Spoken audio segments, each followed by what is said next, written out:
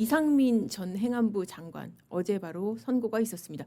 그런데 형량 보고 또 다른 의미에서 깜짝 놀라신 분들이 많을 것 같아요. 아니 지난번에 한덕수는 23년인데 이상민은 징역 7년? 이거 이상하지 않나? 그렇게 느끼시는 분들 많을 텐데 그래서 오늘 이 사건 선고 내용 자세히 들려드리고 이런 형량에 대한 판사들의 반응도 제가 어제 이제 열심히 전화 돌려서 취재한 내용이 있는데 그것도 들려드리겠습니다. 일단 그 이상민 전 장관 이제 어떤 사람인지 뭐 여러분 모르시는 분은 없을 거예요. 그렇지만은 어떤 의미를 가졌던 사람인지 한번 간단히 좀 짚고 갈게요. 충암고 출신이죠. 충암고 출신이고 윤석열 정부에서 어떻게 보면은 초기부터 시작해서 가장 길게 장관직을 지냈던 그런 인사 중에 하나입니다. 사실 이태원 참사 발생했을 때 뭐 야당에서 당시 야당이던 민주당이라든지 뭐 시민 사회단체들 사퇴하라고 사퇴 요구가 어마어마했잖아요. 실제로 해임 건의안 같은 경우에도 가결이 됐고 했었는데 윤석열 전 대통령이 안 받아들였습니다. 그래서 그대로 이제 직을 유지를 했고 계속 사퇴 요구가 있었을 때 뭐 윤석열 전 대통령이 뭐 그런 얘기 됐다 그러죠. 이게 내각에서 아니 뭐 장관 하나를 왜 이렇게 못 지키냐. 그럴 정도로 윤석열 전 대통령하고는 어떻게 보면은 동지적인 관계에 있던 사람입니다. 그런데 이 사람이 이제 기소가 된 혐의가 내란 중요임무조사, 그러니까 김용현 전 장관 이런 사람들하고 같은 혐의로 기소가 됐고 군경 쪽의 인사가 아닌데 이 혐의로 기소된 사람은 아마도 이제 이상민 전 장관이 유일할 겁니다. 왜 그러냐면은 단전 단수 지시 때문이죠. 그러니까 언론사에 단전 단수 지시를 그 허석곤 소방청장한테 했다는 겁니다. 누구로부터 받아서 뭐 김용현 전 장관이라든지 뭐 이런 쪽으로부터 받아서 그 지시를 전달했다. 그런 혐의로 기소가 됐습니다. 사실 뭐 이 사람 같은 경우에 제가 이제 취재를 하기로는 처음에 그 자기가 이렇게 구속까지 될 줄도 몰랐다고 하더라고요. 그래서 뭐 일단 뭐 들은 얘기인데 구속영장 실질심사 뭐 그 이후에도 뭐 약속을 잡고 골프 약속 같은 것도 잡고 뭐 그렇게 있다가 아무튼 본인이 구속될 줄도 모르는 상황에서 뭐 결국 구속이 됐고 그리고 이제 이 내란 중요임무 종사자 혐의까지 받게 됐습니다. 물론 당연히 이제 무죄 주장을 했죠. 뭐라고 그랬냐면은 나는 내란 사전 공모한 적 없다. 그리고 나는 비상계엄 선포 반대했다. 그리고 비상계엄이 그게 위헌 위법한지 판단도 어려운 상황이었다. 그런 주장도 했고 본인하고 관련돼서 제일 중요한 게 그거였어요. 단전 단수 지시를 갖다가 허석권한테 했느냐. 그 부분 부인을 했습니다. 내가 그때 그 뭐 언론사가 봉쇄된지 어떤 상황도 몰랐고 그런 지시를 한 사실이 없다라고 부인을 했는데 법원이 다 인정을 했어요. 그러니까 검찰이 기소한 대로 다 인정을 했습니다. 그래서 어제 그 법원이 이제 어떻게 얘기를 했냐면은 명단을 직접 읊었다는 거예요. 이상민 전 장관이 계엄 당일, 그러니까 2025년 12월 3일 23시 37분에 허석권 소방청장한테 직접 전화를 걸었다는 겁니다.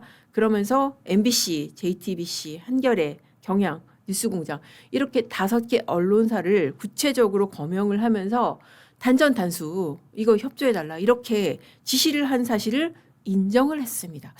이 부분이 좀 크게 작용을 했죠. 사실 어떻게 보면은 혐의라든지 가담 측면에서 한덕수 전 총리보다도 조금 사안으로 봤을 때 좀 무겁지 않나 저는 뭐 그렇게 판단이 됩니다. 물론 이제 본인은 부인을 하고 있지만은 어제 1심은 이제 그 사실을 인정을 했고 언론사에 대해서 주로 지금 언론사 보면은 명단 보면은 짐작하시겠지만 MBC, JTBC, 한겨레 그러니까 윤석열 정부에 대해서 비판적인 그런 언론사들이잖아요.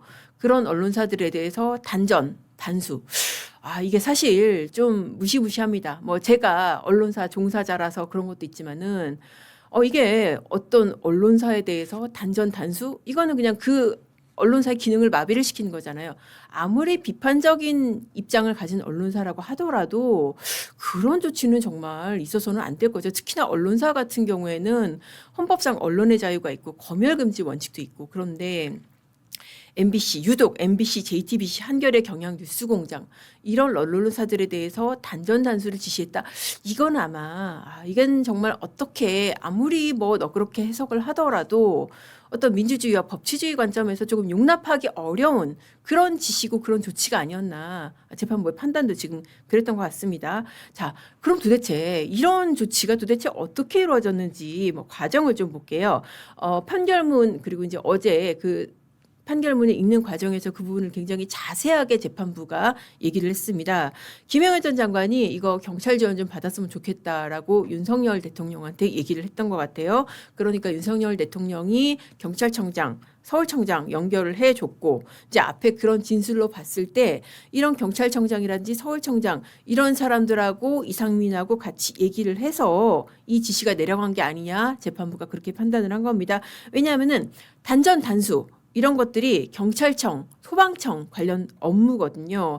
그리고 경찰청하고 소방청을 구체적으로 지휘를 하는 기관이 바로 행안부입니다. 행안부 장관이 이상민이고요. 그러니까 이 문건이라는 게 그런 그 계엄에 대한 구체적인 지시 있잖아요. 지시와 계획. 그러니까 몇 시에 뭐 하고 몇 시에 어느 기관 들어가서 뭐 하고 이 문건 그 당신도 받아 쓴 거 아니냐. 그 문건 받아가지고 문건대로 허석권단에 전화해가지고 어디 전기 끊어 그렇게 했던 거 아니냐. 지금 그렇게 재판부가 판단을 한 것이죠. 자, 이렇게 봤을 때 계엄 당일 소방청에 이런 특정 언론사, 이 경찰의 진입계획, 단전단수 이런 거 언급한 것으로 보인다라고 봤습니다. 그러면서 재판부는 이게 단순히 행안부 장관으로서 어떤 행정적인 지시를 한 게 아니라 이거는 내란의 핵심적인 실행행위다. 왜냐하면은 정부의 비판적인 언론의 기능을 이거 물리적으로 마비를 시키려는 거 아니냐. 비판 여론을 차단하려는 거 아니냐. 이제 그렇게 본 것이죠. 그러면서 내란 중요 임무 종사자 혐의를 인정을 했습니다. 자, 이렇게 되면은 사실 내란 중요 임무 종사자 이 앞에 내란이 들어가잖아요. 내란의 우두머리로 기소된 사람이 윤석열 전 대통령이잖아요. 바로 다음 그러니까 설 지나고 연휴 끝 그 주에 선고가 있습니다. 자, 내란이라는 게 인정이 돼야지 내란의 중요 임무 종사 그게 인정이 되는 거 아닙니까? 그러면은 내란 성립 여부에 대해서 판단이 있어야겠죠. 그러니까 어제 판결에서 주목할 만한 것은 우리가 뭐 이상민 개인이 잘했다 잘못했다 이것도 있지만은 과연 일주일 뒤에 나올 윤석열 전 대통령 판결이 어떻게 나올 것인가 그 부분이잖아요.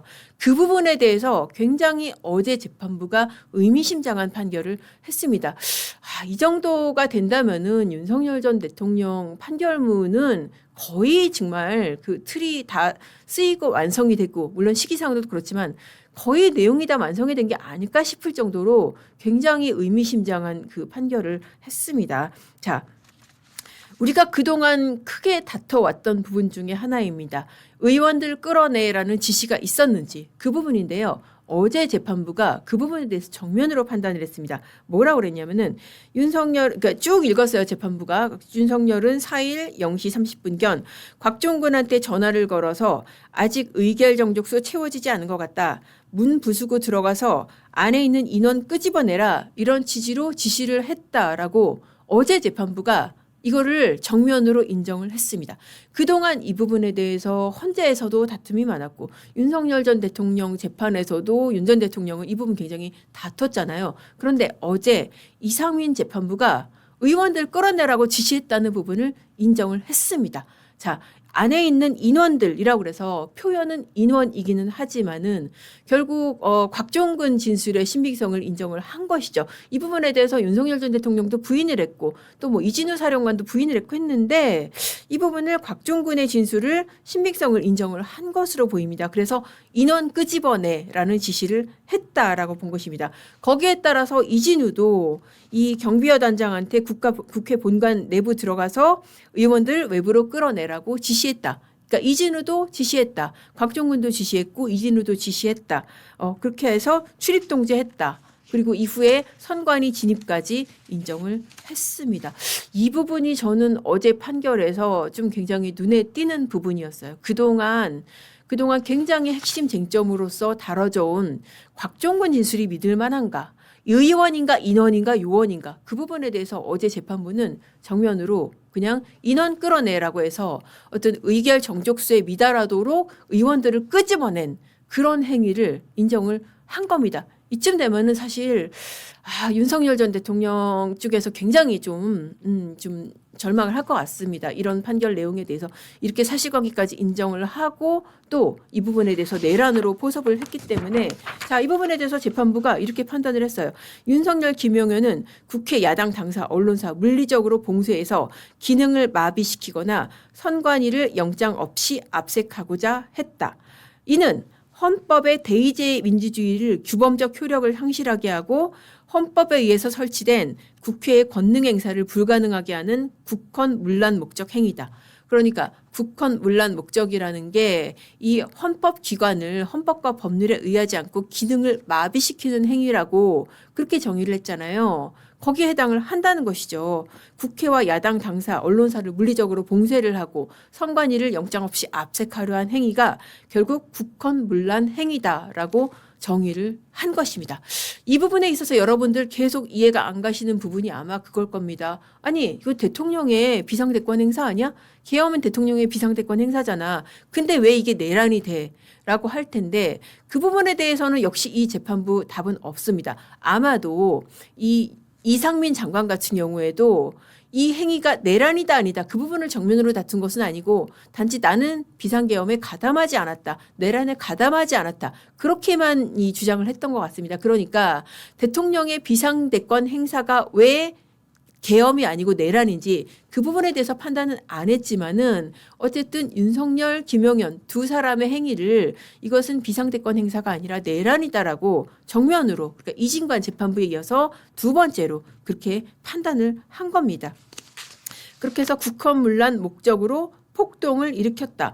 자, 이거 폭동이 무슨 폭동이야. 이 부분도 여전히 이해가 안 가시는 분들 많이 있으실 겁니다. 아니 2시간 만에 끝나는 내란이 어디 있어. 이제 그런 윤석열 전 대통령의 논리 아직까지도 조금 그렇게 생각을 하시는 분들이 있을 텐데 뭐 똑같습니다. 지난번과 마찬가지로 실제로 이런 단전 단수 지시가 실행이 되거나 실제로 정말 그 전국의 비상계엄이 선포돼서 어떤 그 마비 상태에 이르지 않더라도 군 경우 5,400명을 갖다가 국회도 들어가고 선관위도 들어가고 이 자체가 폭동이다라고 어제 재판부도 판단을 한 겁니다. 그리고 어제 좀 특이한 표현에 좀 주목하시는 분들이 있을 거예요. 바로 집합범이라는 부분입니다.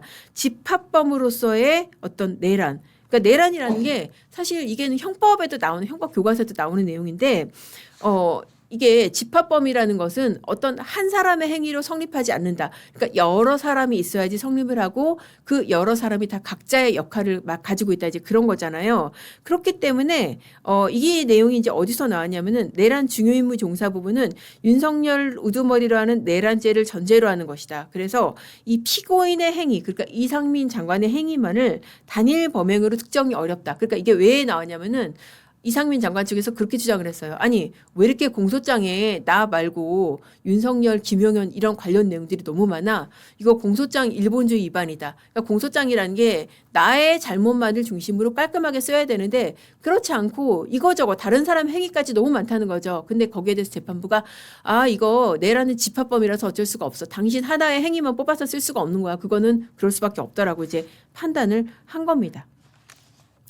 자. 그렇게 해서 지금 보면은 내란에 대해서 정면으로 지난번에 이어서 윤석열 전 대통령의 12상 비상계엄 선포가 내란이다라고 이번 재판부도 판단을 했고요.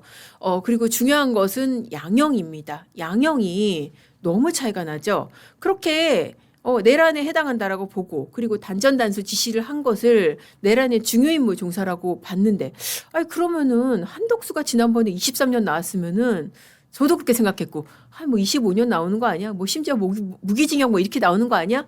그러니까 양형 이유 읽고 주문 선고하기 전까지 저도 그렇게 생각을 했는데 7년. 여러분들 좀 놀란 분들 많지 않으셨어요? 저도 좀 깜짝 놀랐거든요.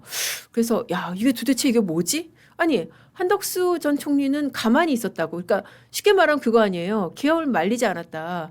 국정의 어떻게 보면은 최고 책임자의 그 2인자로서 계엄을 말리지 않았다. 불법 계엄을 말리지 않았다. 이런 책임으로 해서 징역 23년이 나왔는데 지금 이상민 장관 같은 경우에는 물론 직접 그 지시가 실현된 것은 아니지만은 직접 어쨌든 단전 단수 관련된 지시까지 했잖아요. 전화 한 통 했잖아요.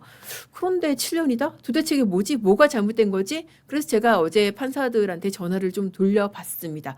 그런데 압도적으로 그러니까 7년이 너무 가볍다. 그런 의견도 있었지만은 23년이 너무 심하다. 그런 얘기가 많았었어요. 그러면서 아유 거봐 내가 지난번에 그 23년 그거 말도 안 된다고 했잖아. 막 그런 반응들이 좀 있었었습니다. 왜냐하면은 지난번에 23년에 그 논리가 그거였잖아요. 기존 판례를 기준으로 삼을 수 없다라고 하면서 위로부터의 내란 그리고 사법 쿠데타가 아니라 사법 쿠데타로 그러니까는 친위 쿠데타 그런 논리를 썼는데 이번에 지금 재판부 이상민 재판부 같은 경우에는 류경진 부장판사입니다. 이 재판부는 똑같이 12.3 계엄을 내란으로 인정을 하면서도 그런 얘기는 하나도 안 썼어요. 뭐 친위 쿠데타라든지 위로부터의 내란. 그러니까 제가 지난번에도 말씀드렸잖아요. 이게 이진관 재판부 이진관 부장판사의 독자적인 논리라니까요. 그런 얘기 하나도 안 썼고 어쨌든 이런 부분에 대해서는 그냥 이런 내란의 어떤 중요성이라든지 어떤 그 민주주의에 대한 그런 위협적인 요소 이런 부분들 얘기를 하면서 이제 징역 7년을 선고를 했는데 자, 그러니까 그 앞서서 한덕수 판결 같은 경우에는 문제가 판사가 너무 감정이입을 했다는 거죠. 그러니까 이 판사가 가장 하지 말아야 될 행위 중에 하나가 그 사건에 지나치게 감정이입을 하는 거예요. 그런데 이진관 부장판사는 마치 자기가 당사자인 것처럼 너무 지나치게 감정에 휩싸여가지고 균형 감각을 상실했다는 거죠. 그리고 판사가 그러니까 지금 법복을 입고 법대 위에 올라가 있는 이유는 자기가 지위가 높아서가 아니라 그만큼 사건을 떨어져서 보라는 거거든요. 한 발짝 떨어져서 보라는 거예요. 그렇기 때문에 피고인석이나 이런 검사석하고는 한 발짝 떨어진 법대 위에 있는 거거든요. 그런데 이제 그거를 어겼다는 거죠. 지난번에 이진관 재판이라는 게 마치 법관이 피해 당사자인 것처럼 그렇게 행동을 했다라는 얘기를 어제 이상민 판결을 앞두고 판사들이 그런 얘기를 하더라고요. 그리고 지금 그 부분도 저는 좀 재밌는 포인트더라고요. 제가 이제 그 여러 판사들한테 전화를 돌려보니까 이런 얘기하는 판사들도 있었어요. 아니 판사가 직접 감치영장 집행하는 것도 저는 살다 처음 봤네요. 이게 뭐냐면은 그 이하상 변호사랑 왜 그 김용현 장관 변호인단 있잖아요. 이하상 변호사 감치됐죠 결국. 그런데 그 감치가 처음에 집행이 안 됐었잖아요. 결국 이제 집행이 됐습니다. 이게 이제 지금 3일 날 집행이 됐는데 이게 무려 영장 나온 지 76일 만에 집행이 됐는데 이게 어떻게 집행된지 아세요? 그때 당시에 그 안 됐던 이유가 서울구치소에서 뭐 인적 사항이 특정이 안 됐다 그래가지고 집행을 못했다 그랬잖아요. 그런데 어떻게 집행을 했냐면은 이진관 부장판사가 자기 재판부 아니고 남의 재판부 이재명 1심 유죄 선고했던 한성진 부장판사 그 재판 끝나고 나서 갔어요. 그 재판 끝나고 나서 같이 경위들을 대동하고 가가지고 영장을 집행을 한 거예요. 감치 결정문을 내보이고 그리고 진짜 기사가 이렇게 돼 있더라고요. 이 34부 재판부 한성진 부장판사 이 재판부가 퇴정하자마자 이진관 부장판사가 직접 법원 경위들을 대동해서 법정에 들어와서 이하상 변호사한테 갑치 결정문을 내보이고 참 되게 저는 좀 우습다는 생각이 드는데 판사가 자 영장 보내면서 당신을 체포한다 지금 상상이 안 가지 않아요? 판사가 직접 이거 약간 너무 사감 당긴 거 아닐까 싶은데 이렇게까지 해야 되나? 그러니까 그 포인트에서 판사들도 야 세상에 판사가 감치 영장을 갖다가 감치 결정문을 직접 경위를 데리고 와서 직접 집행을 해. 야 내가 살다 처음 본다. 그런 얘기를 하더라고요. 이거를 두고 어떤 판사가 그런 얘기를 했어요. 자기 존재감을 과시하려는 지금 같은 난세에 자기 존재감을 과시하려는 어떤 소영웅주의에 빠진 거 아니냐.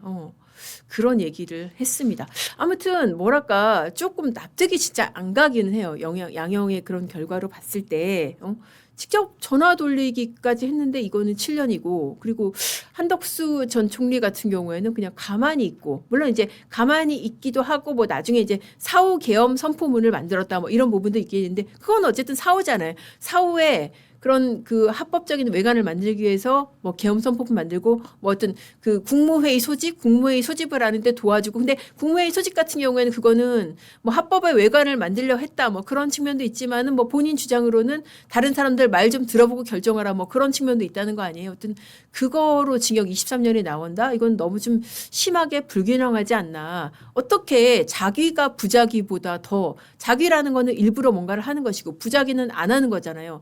자기가 부자기보다 더 그러니까 거의 3분의 1 양형이잖아요. 23년이고 7년이면은 그렇게 평가를 받을 수 있지. 아무튼 굉장히 이상하다. 저도 그런 생각이 들었고 판사들도 그런 지적을 많이 했었습니다. 아마도 이제 2심 더 지켜봐야 될 것 같고요. 결국은 그러면은 윤석열 전 대통령 어떻게 될 것인가? 그 부분이 이제 아마 가장 관심사일 것이고 그래서 그 부분에 대해서도 제가 이제 예상 양형 같은 거를 좀 많이 물어봤습니다. 사실 정도면 유무죄 판단은 거의 뭐 끝난 상황이라고 볼 수 있죠. 이렇게 했는데 형사 25부 지기현 부장판사가 내란 아니야. 이거는 대통령의 비상대권 행사야. 라고 할 가능성은 저는 거의 없다고 보입니다. 네. 이거는 뭐 옳고 그름을 떠나서 적어도 어떤 그런 사법의 흐름의 측면에서는 지금 앞선 2개의 판결이 이렇게 나왔는데 다음 주 판결이 내란 아니야. 이렇게 날 가능성은 저는 거의 0%다. 그렇게 보고요. 그러면 결국 이제 양형만 남은 문제다. 양형이 얼마나 될 것이냐. 23년이 기준이 될 것이냐. 7년이 기준이 될 것이다. 7년이 기준이 될 것이냐. 그런데 저는 둘 다 아니라고 생각이 됩니다. 징역 23년은 사실 좀 너무 말도 안 되는 양형이고요. 징역 7년 이것도 기준이 되기는 어렵다. 왜냐하면은 내란 중요 임무 종사자하고 내란 수괴하고는 또 달라요. 내란 수괴 같은 경우에는 법정형 자체가 3개밖에 없습니다. 사형, 무기징역, 무기금고. 그렇기 때문에 제가 전화 돌려보고 사람 만나보고 얘기 들어본 거로 가장 많은 예상은 사실 무기징역이었어요.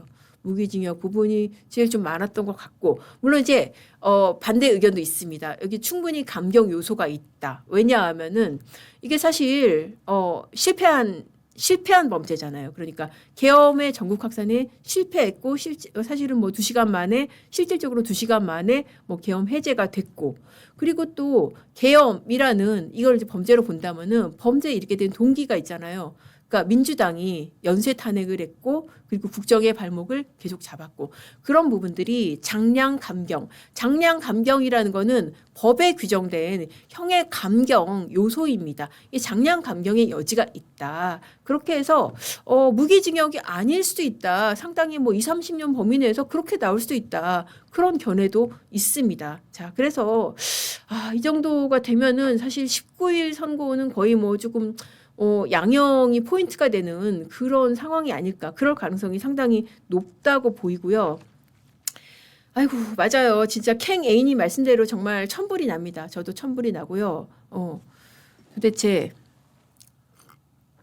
왜 그런 판단을 했는지 정말 이해가 안 가는 부분입니다.